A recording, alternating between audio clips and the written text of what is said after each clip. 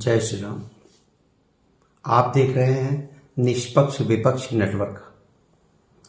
मित्रों, आज मैं आपके समक्ष एक गंभीर मुद्दे बात करना चाहता हूं। माता गौ माता,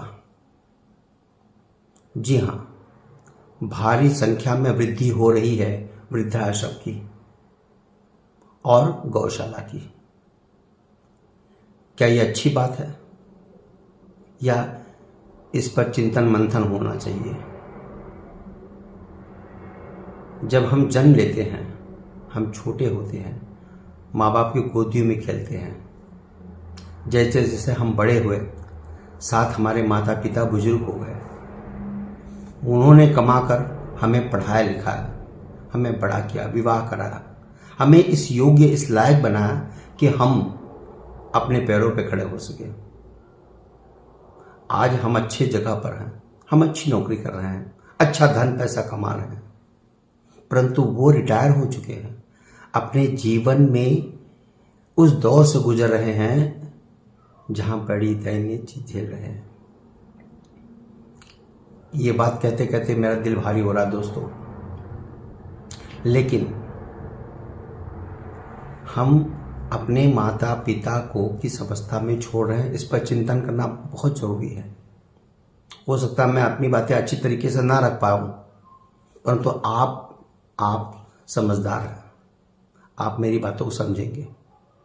जो कहूंगा उसे भी समझेंगे और जो ना कह पाऊंगा शायद आप उससे भी समझने का प्रयास करिएगा। मित्रों, वृद्धाश्रम में कुछ पैसे, एक चेक लिख करके माता पिता को हम वहां सौंप देते हैं और यहां अपनी दुनिया में अपने पत्नी बच्चों में भूल जाते हैं। ठीक इसी प्रकार से गौ माता, जब तक गौ माता दूध देती है, हमारे दरवाजे पर शोभा बनी रहती है। हम उसे खूब प्यार देते हैं, खिलाते पिलाते उसको दूध पीते हैं। लेकिन जैसे वो भी बुजुर्ग होती है, दिन प्रतिदिन हम उसे चारा देना बंद कर देते हैं। जब दूध देना बंद कर देती है तो हम उसे छोड़ देते हैं। उसके बाद का उसका जीवन नर्क। दोस्तों, इन दोनों विषयों पर हम आगे बढ़ें उसके पहले छोटी सी एक कहानी है, मैं आपके साथ साझा करूंगा। छोटी सी। दो राज्य थे, या यूं कहें दो गांव थे। दो गांव के बीच में संबंध तय हुआ।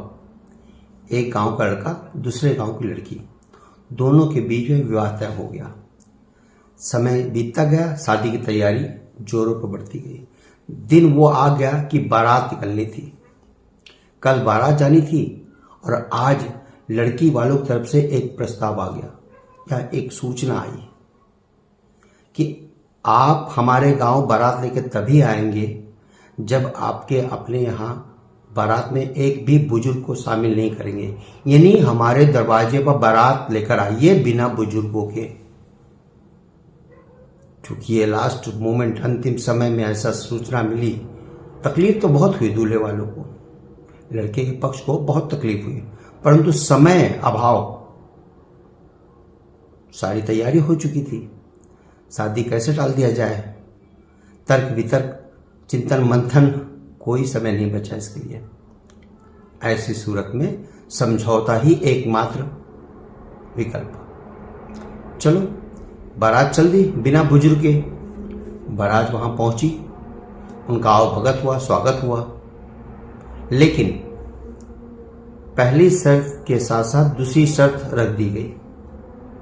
पहली शर्त थी कि आपके बारात में एक भी बुजुर्ग नहीं आएगा बारात में, और दूसरी शर्त ये कि 7 फेरे होने से पहले आपको पास के गांव के बाहर एक कुआं है, उस कुएं को भरना है दूध से। जी हाँ, दूध से। आपको दूध से वो कुआं भरना है। ये सुन के तो पूरा गांव बाराती आश्चर्य हो गए। असंभव, एकदम असंभव सा कार्य लगने लगा।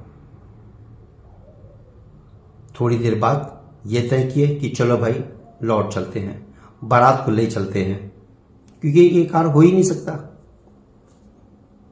इतने में धीरे से किसी ने एक आवाज दी कि ये काम होगा, वो कुआं भरेगा, दूध से भरेगा, लेकिन उससे पहले आप जाइए और पूछिए या कहिए लड़की के पिता को कि आप अपने कुएं का पानी निकाल लीजिए, हम हमारा दूध भर देंगे। सबकी आंखें तन गई, चेहरे पे हंसी आ गई, मुस्कान आ गई। अरे वाह! ध्यान से देखा कौन है भाई, तो पीछे जो कपड़ों से ढका हुआ छुपा हुआ था वो एक बुजुर्ग था, दूल्हे का ताऊ जी। जी हाँ, वो किसी तरह से छुप छुपाकर बचाकर बारात में आ गया था, किसी को पता नहीं थी इस बात की। भाई लड़के वाले गए लड़की के पास, बताए कि ठीक है, हम आपका बताया हुआ काम करने के लिए तैयार हैं, हम कुएं में दूध डालेंगे, कुआं भर देंगे, लेकिन उससे पहले आप अपना पानी निकाल लीजिए, सारा पानी निकाल लीजिए, हम कुएं को दूध से भर देंगे। यह सुनते ही लड़की के पिता ने कहा कि नहीं नहीं नहीं, रुकिए रुकिए, आपके बारात में कोई बुजुर्ग है? जी हाँ, कोई वृद्ध आया है आपके साथ में? कि इस तरह की बातें, ऐसी सलाह तजुर्बेकार इंसान ही दे सकता है। बस पोल पट्टी खुल गई, या यूं कहा जाए दोनों पक्ष खुशी खुशी गले मिल गए। उसने कहा आप शादी होगी, शादी जरूर होगी, मेरी बेटी से आपके बेटे का विवाह होगा। मैं तो मात्र ये सबक सिखाना चाह रहा था कि जिस घर में बुजुर्ग नहीं है या जिस घर में बुजुर्गों का सम्मान नहीं है वह घर घर नहीं है दोस्तों। जी नहीं, वह घर घर नहीं है। तो ये छोटी सी कहानी सुनने के लिए धन्यवाद। गौ माता के साथ हम अन्याय कर रहे हैं। उत्तर प्रदेश में कानून बना है गौवध के खिलाफ। लोग काफी रुष्ट भी हैं। क्यों? क्योंकि अब बुजुर्ग गाय, बूढ़ी गाय बूचर खाने तक जा नहीं पा रही। स्लॉटर हाउस में काम बंद है, इलीगल अवैध बूचर खाने बंद कर दिए गए हैं। और गौवंश के लिए हमारे मुख्यमंत्री जी का आदेश है कि एक भी गौ हत्या हम होने नहीं देंगे। संत जो ठहरे वो योगी आदित्यनाथ जी संत है, मठाधीश है, शायद यह संभव नहीं है उनके राज्य में। हमने गाय छोड़ दी, दूध हमेशा पिया और आज गाय छोड़ दी। कभी जानने की कोशिश किया कि उनकी दुर्दशा क्या है? एक मुख्यमंत्री किसी राज्य का था जिसका चारा घोटाले में नाम आया था, बस नाम नहीं लूंगा मैं क्योंकि आप समझदार हैं। मुकदमा चला, जेल गए, दुनिया भर का सुर्खियां बनी। लेकिन हम क्या, हम कौन? हम भी तो चारा घोटाला कर रहे हैं। जब तक दूध दिया तब तक गाय हमारी, आज दूध बंद, गाय हमने छोड़ दी।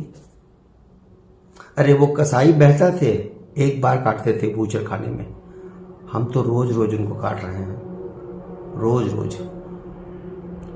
जब वो खेतों में जाती हैं उनको पत्थर से, डंडे से मारते हैं। उनको खेतों में ना आने के रोकने के लिए हम कटीले तार लगाते हैं, और वो धारदार तार ब्लेड वाले छू जाए तो मित्रों, मेरा सार ये था कि बुजुर्गों का सम्मान करें, उनका आशीर्वाद लें, उन्हें अपने घर पे रखें, गौ माता को अपने द्वार पे रखें। मुझे पता है किसानों के लिए तकलीफ है, जिनके पास खेती कम है, छोटे काश्तकार, कहाँ से वो रखेंगे? तो ये गंभीर विषय है, लेकिन इसका निष्कर्ष डंडे मारकर उनको छोड़कर नहीं है। अपनी बातों को अलग तरीके से हम पे रख सकते हैं सरकार के सामने, हमें रखना भी चाहिए, आपका हक है रखने के लिए, हम आप मिल के रख सकते हैं इसे। ऐसी भी सरकार नहीं है कि वो इस दुर्दशा को देख करके चुप बैठी रहे। मुझे पता है काफी लंबा समय बीत गया है इस कानून को बने, और इस पर सरकार ने बहुत सारा धन दिया है, कई सारी योजनाएं तरह तरह की लाई है। जैसे आप एक गाय रखिए, 900 रुपया सरकार देगी आपको, उनको चारा खिलाने पिलाने में मदद करने के लिए। गौशाला काउ शेड दे रही है, लाख लाख रुपए खर्च हो रहे हैं उस पर। लाख रुपए से ऊपर अधिक कुछ। ये सब क्यों सरकार कर रही है? इसी कानून के चलते ना, आपकी परेशानी कम करने के लिए। लेकिन वहां दुरुपयोग हो रहा है। वैसे उन्होंने गौशाला बनाने के लिए तमाम पैसे दिए, लाखों करोड़ों रुपए। कौन कहा गया पैसे? हम, आप, हमारे जैसे लोग। योगी जी उस रुपए का गलत काम नहीं किए हैं। उन्होंने तो ऊपर से पैसा भेजा है। यहाँ हमारे आपके जैसे लोग, उनके अनुयायी लोग, बिचौलिए, बहुत लोग, मैं नाम नहीं लूंगा, उसमें बहुत पद हैं, छोटे प्रधान, सेक्रेटरी, बीडीओ, विधायक, एमएलए, सांसद, मैं नाम नहीं लेना चाहता किसी का व्यक्तिगत, क्योंकि बहुत बड़ा समूह है। गिद्ध की तरह इसको नोचने में। मित्रों, हो सकता है मेरी कोई बात किसी को ठेस लग जाए तो मैं क्षमा चाहूँगा, लेकिन माता और गौ माता, यदि हम इनकी तरफ मानवता की दृष्टि से नहीं देखेंगे तो हमारा जीवन असफल है, हम पापी होंगे। इसलिए चिंतन करिए इस पर। माता, गौ माता का सेवा करें, पूजिए, इन्हें पूजनीय बनाइए। बस आज का दिन ये मेरा पहला वीडियो है। यदि कोई त्रुटि रही हो तो मैं क्षमा चाहूँगा। नमस्कार।